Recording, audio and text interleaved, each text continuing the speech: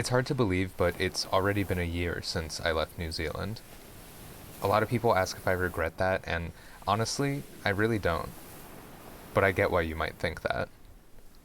For a while, this was my kitchen, and that's a riot because this is what my kitchen looks like now.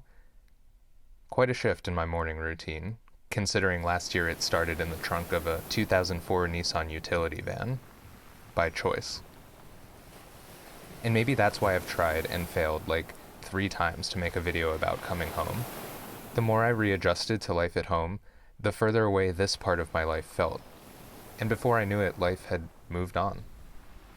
But before I really move on, I still want to do something, anything really, with some of this footage. So I'm making a coffee, reopening this project file, and finally getting over what's turned into a very long goodbye.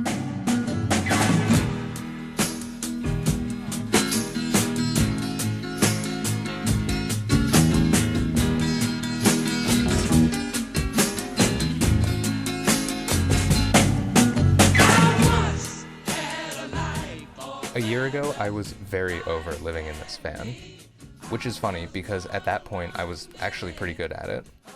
My partner and I were living on the road and in the van for weeks at a time, and somehow, somewhere along the line, this just became our normal life.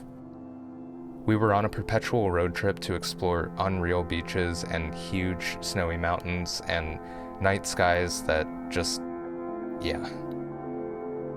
We cooked in that van, we slept in it, sometimes poorly, and I will always be grateful that I got to live like that, in 2020, no less. I made a whole video about it, and I teased some more content I was working on, and then nothing. So, what happened? Well, I started freelancing to fund my travel, which was actually great, but didn't leave me with much time or energy to make my own content. I was usually working in cafes, or luckily New Zealand has an awesome public library system, but most of my time was spent on client work and not original content. My old mentor on the coast, the very first thing he said to me was that when you carve jade, when you carve pounamu, it's not just an art form, it's also a cultural thing. When plans shifted and we decided to come home a little early, even remote editing was getting in the way of me soaking up those last couple months living in New Zealand. So I closed up my contracts and started focusing on what I'd actually set out to do. Spending tons of time outside, walking up hills, road tripping all over the country, finding joy in using my camera again, and living with other backpackers and lockdown Kiwis in these weird and wonderful situations. Living with my partner for the first time, in a van, I felt fully present in my life, and you can probably see why. Even once I got home, I was starting to question why I would even want to make content out of my life if it took time away from experiencing it. On one hand, some of this footage totally deserves to be seen, but on the other hand, I realized making travel content, working more, was not why I uprooted my life in the first place, and not what I actually wanted to take away from this time in my life. So that's the big secret. I just changed my mind. Spending all that time in big nature really puts into perspective how brief and unique human life is compared to the earth around us, and that's really changed how I think about things like my time. Where I spend it, what I spend it on, who I spend it with. That alone has changed my life. In the 13 months since I filmed this sunset, a lot of things about my life have changed. I'm happy to report, though, that the sunsets are still pretty great. I moved to a new place for a new job where I get to make videos full-time, and in short, I really like it. I get to be creative and improve as an editor, and videography can be a big part of my life without consuming my entire life, which is good. So this time, as I wind down the video, I will make 0 promises about upcoming content. That doesn't mean I don't have new ideas or things I want to make, but especially lately, I've cooled significantly on social media, so I'll just keep the stakes low and only make a video when I feel like I actually have one to make.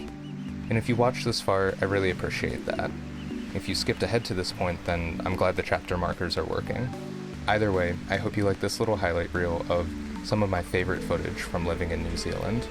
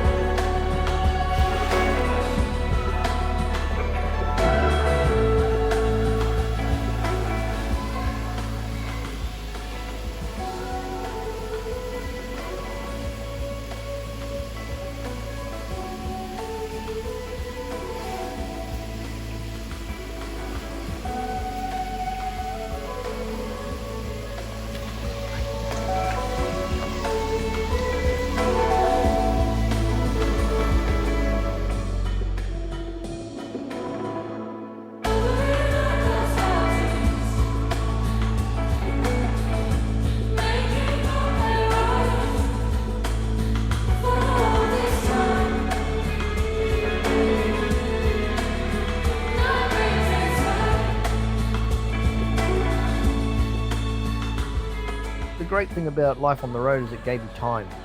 You don't clock in and clock out. You're not part of a factory. You can just take a piece and create.